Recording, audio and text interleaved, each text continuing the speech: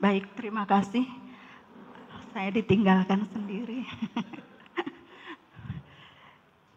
Terima kasih ibu-ibu BWA dan juga anak muda BWA yang sudah membawakan lagu, juga Ibu Pendeta yang sudah mengawali acara khotbah untuk anak-anak. Biarlah semuanya itu bisa menguatkan kita semuanya, khususnya saya, supaya saya sanggup membawakan firman Tuhan ini. Baik, sebelumnya mari kita berdoa lagi. Bapa yang mulia, saat ini kami butuh Engkau, butuh pengampunan-Mu Tuhan, butuh urapan Roh-Mu, agar bibir najis ini dilayakkan untuk menyampaikan firman-Mu yang kudus. Dan hati kami yang mendengar terbuka untuk menerima firman-Mu, menjadikan hati kami subur akan biji kebenaran-Mu. Dalam nama Tuhan Yesus kami berdoa. Amin. Ya. Hari ini khotbahnya saya membawakan atau memberi judul tentang gibah.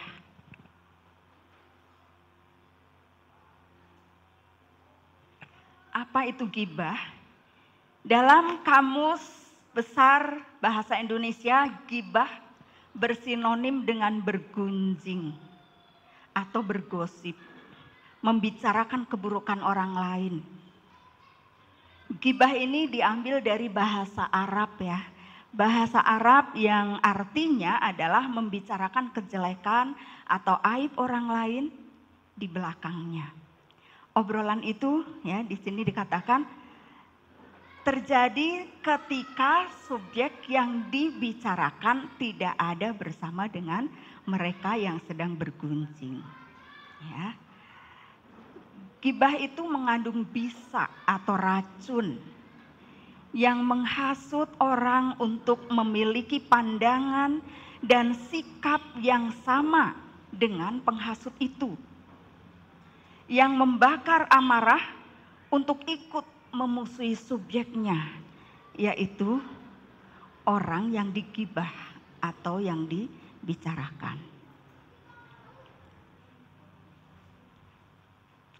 Biasanya pemicunya ini adalah karena ada perasaan iri,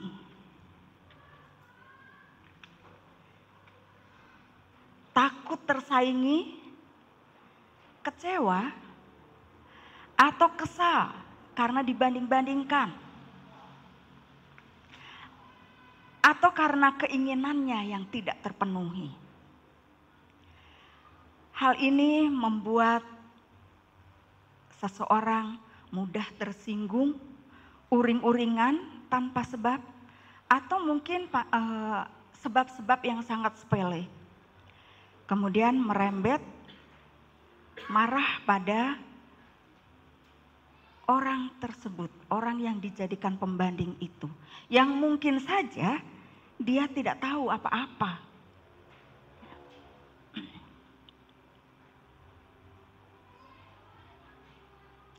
Mulailah kemudian ia memasang jerat, menyebar jaring-jaring perangkap, menggibah, dan juga menghasut.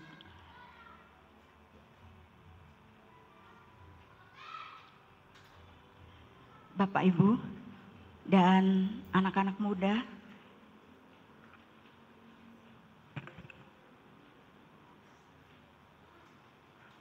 hati-hati ya dengan perasaan iri atau perasaan kecewa.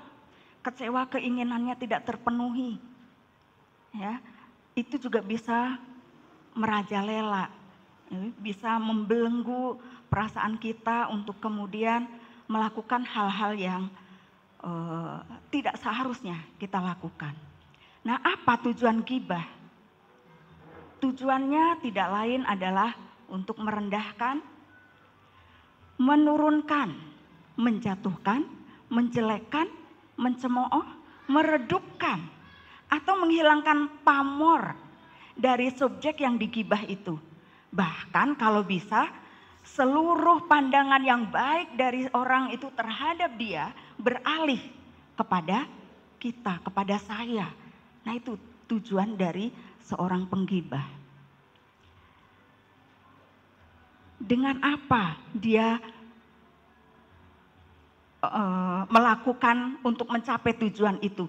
Bisa jadi dia dengan fitnah, bicara menipu, menggosip, kemudian membuka aib atau kelemahannya, menghasut orang-orang sekitar agar memiliki pemikiran yang sama dengan dia.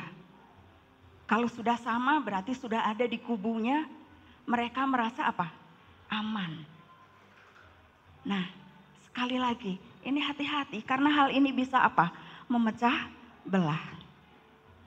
Saya bergumul untuk mendapatkan atau untuk membawakan ini ya. Ada idenya 1 minggu yang lalu. Tetapi saya minta kepada Tuhan. Ya, lalu muncul tema-tema yang lain. Tetapi pada hari Jumat mentok kembali lagi ke sini dan saya lancar mendapatkan apa? Ayat-ayat pendukung.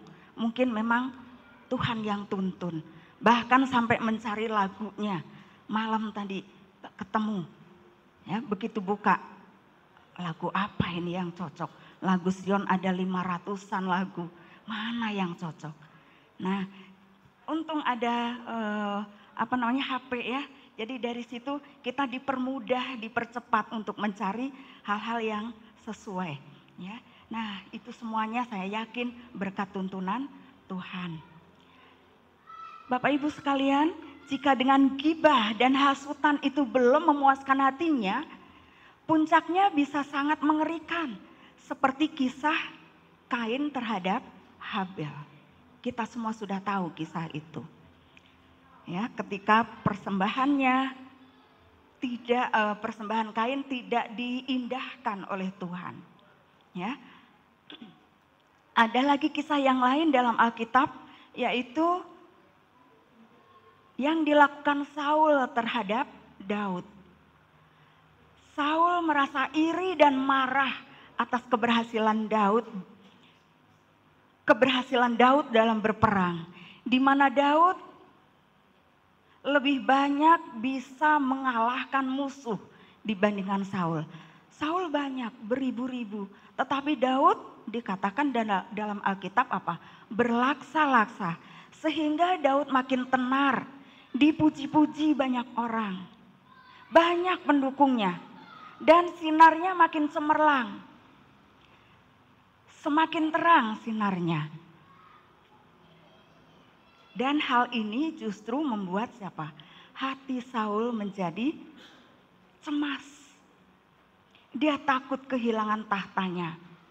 Dia menyangka Daud akan didukung oleh banyak pendukungnya itu untuk merebut apa? Tahta kekuasaan menjadi raja. Nah, ini pemikiran-pemikiran yang sebenarnya dia kembangkan sendiri oleh karena rasa apa? Rasa iri, rasa cemas, ketakutan. Ya. Jadi hal-hal inilah yang kemudian membuat Saul ini berlaku memusuhi siapa? Memusuhi Daud ya.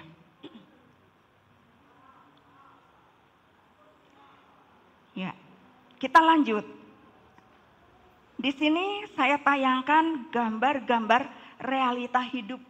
Ini sering kita jumpai di sekitar kita. Di rumah, di tempat kerja. Ya. Bahkan mungkin di tempat-tempat yang kita tidak menduga sering terjadi hal-hal seperti ini. Kita sering tergoda untuk membicarakan orang itu dari segi yang tidak baiknya. Kita mulai bisik-bisik. Kita mulai tengok kiri kanan mencari aman. Kira-kira siapa yang bisa dipengaruhi? Siapa yang bisa dihasut? Lalu mulailah kita bisik-bisik. Kebanyakan memang dilakukan oleh perempuan, termasuk saya barangkali, ya, perempuan. Tetapi bisa jadi dilakukan juga oleh laki-laki dengan caranya tentu saja, dengan caranya yang berbeda. Kalau perempuan biasanya mojok dan kemudian, nah, ya. Tapi kalau laki-laki ya dengan cara-cara laki-laki yang sedikit tidak nampak, tapi sebenarnya juga apa? Sedang membicarakan orang lain. Saya mau ingatkan di sini, ya, jagalah lidah kita, ya, jagalah lidah kita seperti ayat inti tadi. Jadi kita bersyukur memiliki Tuhan, memiliki Alkitab, firman-Nya itu sudah tertulis. Karena kita sering lupa, jadi ditulis, kita tinggal baca supaya kita ingat, jaga. Saya juga kadang tergoda, senang, asik. Kalau sudah ditanggapi, asik. Membicarakan orang itu asik banget. Bisa berjam-jam, bahkan nanti bisa berkembang ke hal-hal yang lain. Bahkan ditambahin dengan penyedap, tipu-tipu dikit. Nah, tapi tadi sudah diingatkan ya, bahwa kita harus menjaga lidah. Tidak boleh ada kata-kata yang tidak benar dalam mulut kita, dalam lidah kita. Dalam kehidupan ini, terkadang kita pun dihadapkan pada berbagai jenis pembicaraan. Pembicaraan gibah yang menghasut kita. Hasutan dari orang lain di sekitar kita ini biasanya berisi tentang cemoohan, memutarbalikkan fakta, membeberkan keburukan orang lain, kelemahannya, sehingga tanpa disadari bila kita lengah, kita pun bisa terpancing untuk ikut membicarakan. Ya, bukan cuma mendengar, tapi kita pun ikut membumbuinya. Oh iya, waktu itu juga begini. Ya, itu bumbunya. Sehingga makin sedap dan makin asik tadi yang saya bilang ya. Berarti kita sudah masuk perangkapnya untuk diperalat demi memuaskan iri dan dengki orang tersebut. Atau terkadang kita sendiri yang menjadi apa? Subjek yang digibah. Sebagian orang menyikapi dengan mengurung diri. Ya, jadi kalau kita yang digibah ada dua macam ini sikap yang sering kita temui ya. Ada yang mengurung diri, menangis, sedih, tidak mau lagi datang ke gereja, tidak mau lagi datang berkumpul dengan teman-teman yang lain. Dia menyalahkan dirinya sendiri, yang kemudian dia merusak mentalnya sendiri. Tetapi ada juga orang yang apa? Menyikapinya dengan lebih baik lagi. Meskipun dalam hatinya ada rasa sakit hati, ada rasa terpuruk, namun dia menyerahkan kepada Tuhan. Dia memohon kekuatan Roh Kudus supaya bisa bertahan dan menjalani hidupnya dengan baik.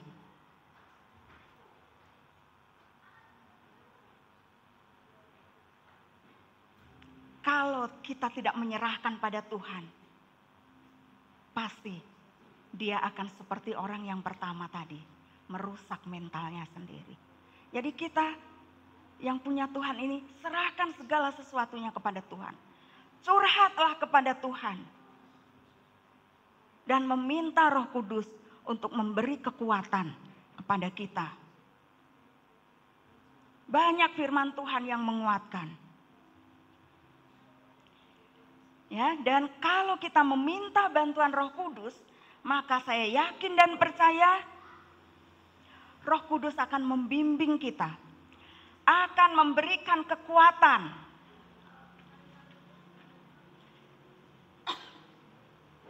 dan juga melembutkan hati kita, dan bahkan menyanggupkan kita untuk mengampuni.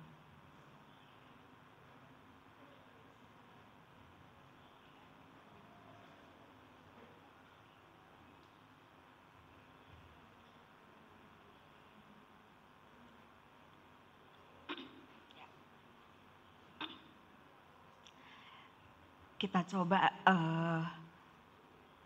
kepada ayat ini ya, ayat bersahutan tadi dalam Mazmur 140. Di situ Raja Daud melukiskan orang-orang yang menghasut itu seperti apa? Ular yang menajamkan lidahnya. Bisa ular sendok ada di bawah bibirnya. Mereka seperti orang yang membentangkan tali-tali sebagai jaring dan menaruh perangkap di sepanjang jalan. Betapa sangat bahayanya orang-orang yang ingin mencelakainya. Sehingga Daud selalu memohon kepada Tuhan, memohon perlindungan di ayat 2.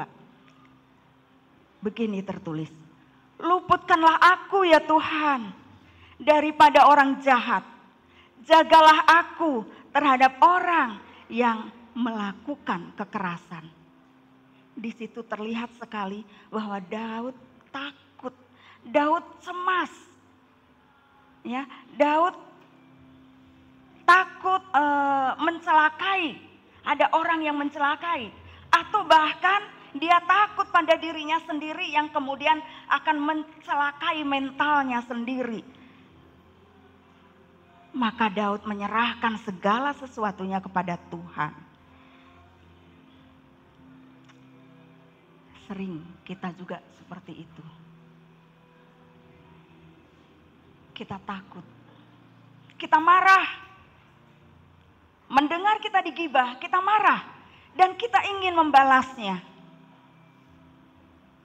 Tetapi firman Tuhan mengingatkan kita. Paulus mengingatkan bukan hanya jemaat di Roma, tetapi juga kepada kita dan seluruh umat manusia di dunia ini. Tertulis dalam Roma 12 ayat 17. Janganlah membalas kejahatan dengan kejahatan. Ini ayat yang di-share oleh Ibu Nevi kurang lebih 2 minggu yang lalu. Bu Nevi menge-share ini di Facebook. Jangan membalas kejahatan dengan kejahatan. Selanjutnya Tuhan juga mengingatkan, mengapa kita tidak membalas, kata Tuhan. Dalam Ulangan 32 ayat 35. Hakkulah dendam dan pembalasan. Paulus juga menegaskan bahwa pembalasan itu adalah hak siapa? Haknya Tuhan. Sebesar apapun kita membalas, kalau ingat ini, kemarahan kita bisa mereda. Keinginan untuk membalas itu bisa mereda.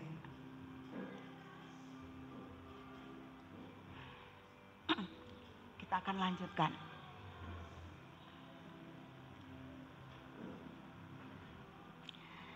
Saya pernah mengalami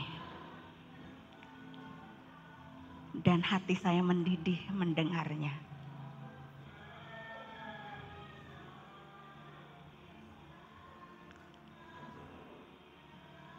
Berulang kali, berulang dan berulang. 10 tahun bukan waktu yang singkat buat saya. Sempat suatu kali emosi saya tidak terkendali. Tapi kemudian saya diingatkan oleh suami dan anak-anak. Sabar, sabar katanya. Iya. Lalu saya diambilkan minum, lalu saya minum. Tapi saya masih berusaha apa? Masih berusaha membantahnya. Ini bukan pertama kali, bukan kedua, ketiga, ketujuh, ke-10. Tapi sudah berulang kali. Tapi hari ini kita diingatkan firman Tuhan. Kalau biasanya ayatnya saya nggak hafal. Hari ini seperti tadi. Dalam Roma berapa? Roma 12 ayat 17 tadi. Jangan membalas kejahatan dengan kejahatan. Saya suka ini. Awalnya saya nggak suka. Karena dengan begitu saya ditindas. Akhirnya muncul marah. Kalau ingat ke situ muncul lagi pingin marah, pingin balas. Tapi saya ingat lagi. Ya. Doa kita akan percuma jika kita berdoa memohon kepada Tuhan. Minta kesabaran. Minta dipakai oleh Tuhan. Untuk menjadi terang. Untuk bisa menjadi pelaku-pelaku firman.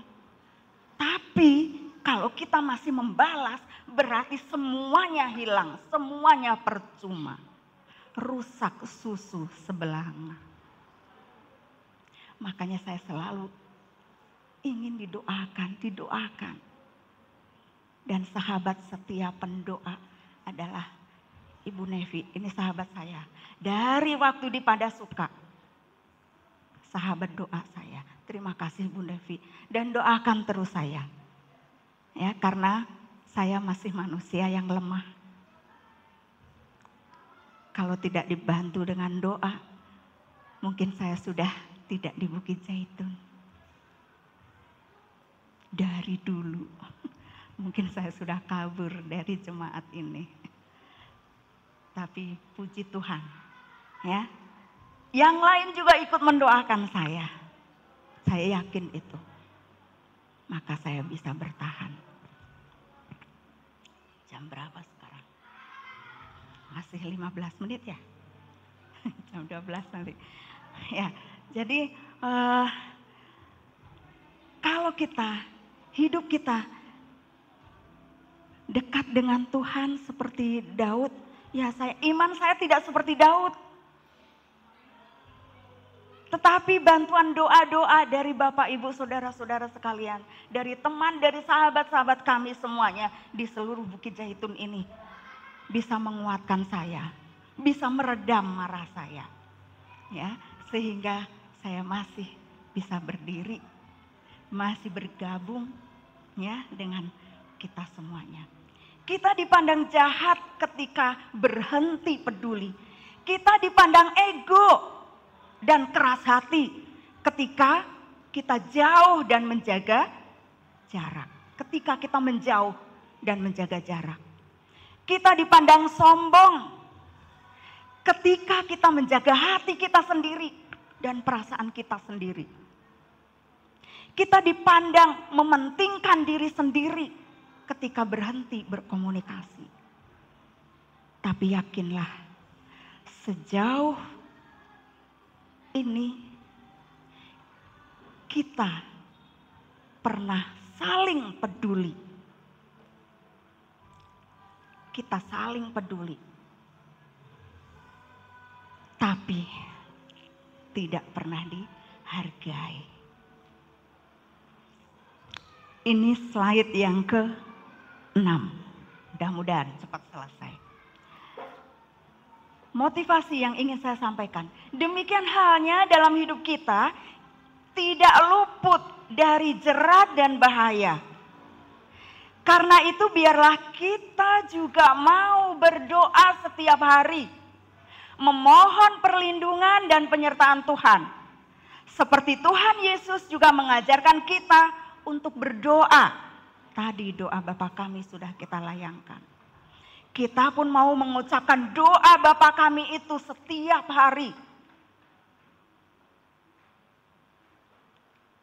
Ada kalimat seperti ini dalam doa Bapa kami.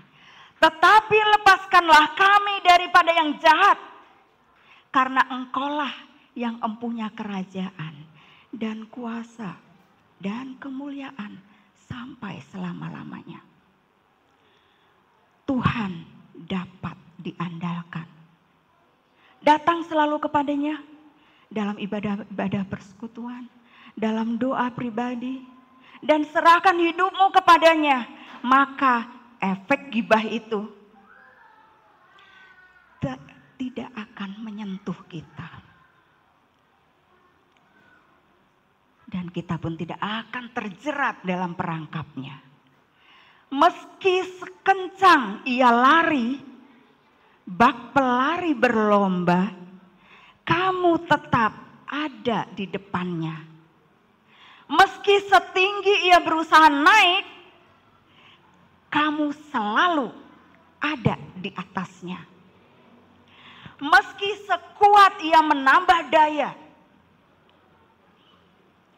tak kunjung lebih terang sinarnya. Sinarnya segitu-gitu aja. Jika ia bicara di belakangmu, berarti kamu memang ada di depannya. Jika ia menjelekan kamu, artinya kamu memang lebih bagus dari dia. Jika ia merendahkan kamu, artinya memang kamu selalu ada di atasnya. Inilah kata-kata motivasi. Supaya kita tidak sakit hati dan tidak ingin membalas kejahatan dengan kejahatan. Ajakannya, jadilah seperti lebah yang matanya hanya melihat bunga-bunga yang indah. Jangan seperti lalat yang matanya hanya mencari-cari sampah. Naiklah tanpa menurunkan, tinggi tanpa merendahkan, maju tanpa memundurkan, bersinar tanpa merudupkan orang lain. Kalimat ini saya gunakan sebagai moto hidup saya sejak tahun 2000-an. Kalimat ini selalu saya sampaikan kepada anak-anak di rumah, anak didik saya di sekolah. Yang kemudian setelah zaman COVID, saya masukkan kalimat ini untuk jadi foto profil supaya anak-anak tahu, supaya anak didik saya ingat bahwa ketika dia ingin sukses suatu hari kelak nanti, dia tidak merendahkan orang lain. Karena banyak sekali yang ingin kayak cari muka lah zaman mungkin ya bahasa sekarang itu. Cari muka supaya kita lebih sukses, karir kita lebih cepat maju, kita menjelekkan orang lain. Dan ini juga kalimat ini pernah saya abadikan di kaos grup kelas yang saat itu saya menjadi wali kelasnya. Saya suka sekali dengan ini ya. Inilah moto hidup saya. Naik tanpa menurunkan orang lain, tinggi tanpa merendahkan orang lain, maju tanpa memundurkan orang lain, bersinar tanpa meredupkan orang lain. Ajakannya, hayu bergandeng tangan untuk maju bersama. Bapak Ibu, pernahkah mengamati kehidupan lalat dan lebah? Bagaimana kehidupan mereka? Apa yang mereka hasilkan? Lalat hanya menghasilkan apa? Bau, larva. Tapi lebah menghasilkan madu. Lebah menghasilkan madu, apalagi madu dari kupang. Ya. Madunya bermanfaat, yang asli tentu saja. Ya, madu bermanfaat bagi banyak orang, bermanfaat bagi kesehatan. Ya, madu itu apa? Kata-kata yang manis. Yang manis bukan berarti polesan saja, bukan. Tapi kata-kata yang memberi motivasi kepada orang lain. Sehingga orang lain sehat secara mental, sehat secara fisiknya. Karena kalau mentalnya nggak sehat pasti imbasnya ke fisiknya. Ya, jadi di sini ajakannya, jadilah seperti lebah. Agar kita bisa juga menghasilkan madu, dipenuhi berkat. Mari kita belajar melihat dan berbicara yang baik-baik dari kehidupan orang lain. Ayat terakhir ini, Kolose 3 ayat 13. Sabarlah kamu seorang terhadap yang lain dan ampunilah seorang akan yang lain. Apabila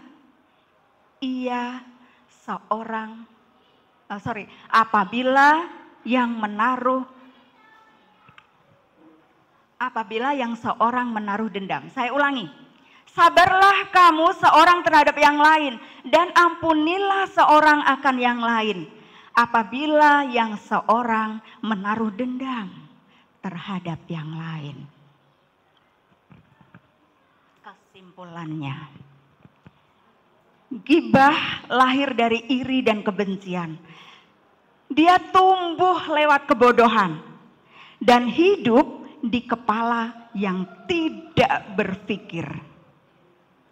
Tetapi ia mati di telinga orang bijak.